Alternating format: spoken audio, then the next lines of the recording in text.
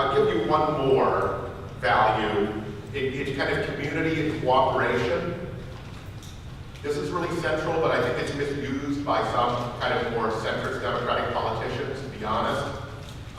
The conservative view of cooperation is that you have anarchy unless you have order, and that in a well-functioning society, people have the moral discipline to follow established authority and to follow moral norms. So it's kind of your old school kind of community, right? Where it's strict and you're supposed to follow the rules. And if you don't follow the rules, then you'll be punished, right? You won't succeed. Whereas progressives have a view of collaboration or community that says in essence that you'll have division and conflict without it, but is a robust public sphere that maximizes individual freedom. That in fact it'll be a war of all against all unless we create a system through a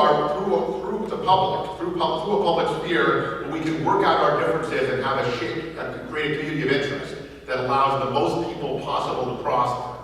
Now, here's the thing with cooperation.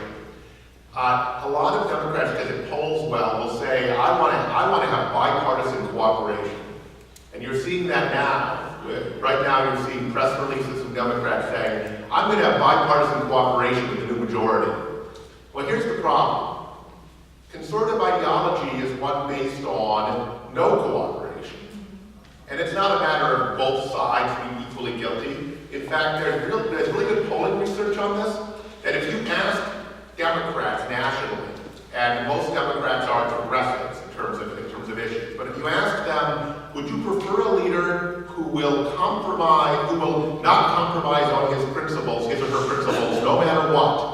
Or do you prefer one that will compromise pragmatically and get things done? The vast majority of Democrats take the second one. If you ask Republicans and conservatives, it's the opposite. They prefer a candidate who will not compromise their principles as opposed to one that will make accommodations to get things done. So they are the ideology of obstruction. And nothing is clearer than healthcare reform. In healthcare reform, they are turning healthcare reform into the Northern Ireland of American politics because they will not forget the debate of 2010.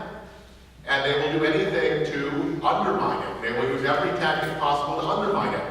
Now, even though they've done a tremendous job of damaging the brand, so the polling numbers are still in the low 40s on quote-unquote Obamacare, even though the parts themselves poll well, right? In fact, regardless of that, the vast majority of Americans, 2/3, say that we should just work together to improve it and make it work better and move forward.